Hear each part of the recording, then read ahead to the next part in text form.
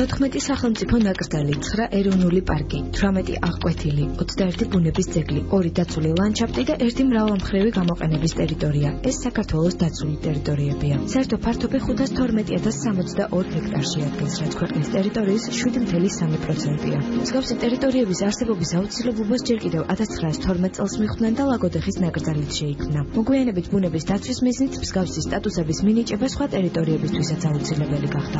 შეიქმნა ჯავახეთისა და ალგეთის ეროვნული პარკები, აჭამეთის აღკვეთილი, ბორჯომისა და ბიჭვინთის სახელმწიფო ნაკრძალები. დაცული ტერიტორია სწორედ იმისთვის არის, რომ მოხდეს მათ სხვადასხვა სახის უნიკალური სცენარი იქნება თუ ცხოველის სახეობა იმის შენარჩუნება. ეს პრიორიტეტული მიმართულებაა ჩვენში რეინტროდუქცია იმ სახეობების, იმ ცხოველების, რომელიც თავის დროზე იყო ამა თუ იმ დაცულ ტერიტორიაზე და მერე ისინი გაქრნენ, იმიტომ რომ ადამიანები ძალიან დაუფიქრებლად ახორციელებდნენ მათზე ნადორიობას და ამოწმეს. ნაკრძალის ეროვნული პარკის ან რაიმე მსგავს სტატუს ტერიტორიას სპეციალური საბჭო ანიჭებს. მთავარი ფაქტორი კი უნიკალური ცოცხალი ორგანიზმების არსებობაა. თუმცა ამ ტერიტორიებს თავადაც აქვთ დამცველის ფუნქცია. მაგალითად, ჭაობები შეიძლება ვიზუალურად მიმზიდველი არ იყოს, მაგრამ მათი არსებობა წყალდიდობის შესაჩერებლად აუცილებელია. ტერმინი დაცული ტერიტორია რამდენიმე კატეგორიას აერთიანებს. თითოეულ მათგანში ადამიანის ქმედება საქართველოს კანონმდებლობითაა განსაზღვრული.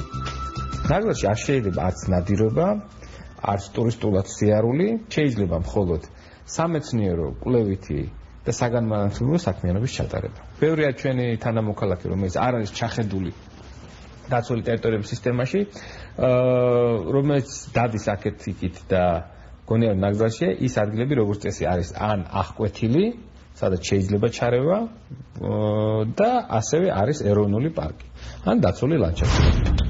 დაცული ტერიტორიების დაახლოებით 75% ტყეა. ეს იმიტომ, რომ თავიდან ავირიდოთ ადამიანების მიერ ხეების გაჩეხვა, რაც ბრაკონიერობასთან ერთად კანონით ისჯება. ამ დანაშაულის გამოაშკარავება სირთულეს უკვე აღარ წარმოადგენს. დაცვა ხდება ჩვენი რეინჯერების საშუალებით. ბოლო დროს ჩვენ დავიწყეთ ძალიან ეფექტურად ფოტომახეების გამოყენება.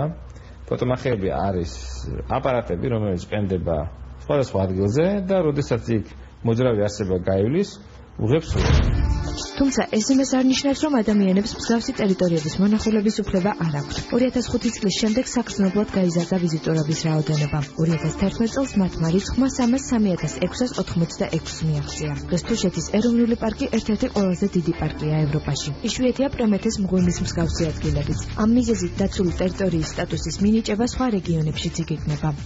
საქართველო არის ტერიტორია, სადაც ძალიან პატარა მონაკვეთზე, ფაქტიურად სადაც 200-300 კილომეტრის რადიუსში ჩვენ გვხდება როგორც ჭარბტენიანი ტერიტორიები, როგორც არის ნახევრად დაჭაობებული ტერიტორიები, ისე ნახევრად უდაბნოები, ნივალური მთის სისტემები და მარადმწვანე ტყეები.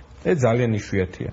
არის კიდევ მრავალი ისეთი ტერიტორია, სადაც საკმაოდ კარგი პოტენციალია დაცული ტერიტორიების დაარსების. მაგალითად, ცენტრალური კავკასიონი. ახლა რაჭა ყველამ ვიცით, რომ ძალიან ლამაზია და იქ არ არის დაცული ტერიტორია. სვანეთი ულამაზესია და არც იქ არ არის დაცული ტერიტორია.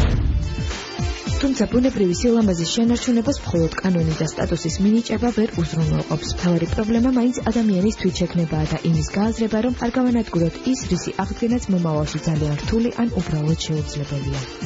ასე რომ თუ სადმე ასეთ ნიშანში ამჩნევთ, გაითვალისწინეთ, რომ ეს ტერიტორია შემოსაზღვრულია და აკრძალულია ნაგვის დაყრა, ნადირობა, ხის მოჭრა, რომელიმე ცოცხალი ორგანიზმისთვის ზიანის მიყენება და ზოგ შემთხვევაში სეირნობაც კი. მსგავსი დარღვევის დაფიქსირების შემთხვევაში ტერიტორიის დამცველები კანონით გათვალისწინებულ სანქციებს დაგაკისრებენ.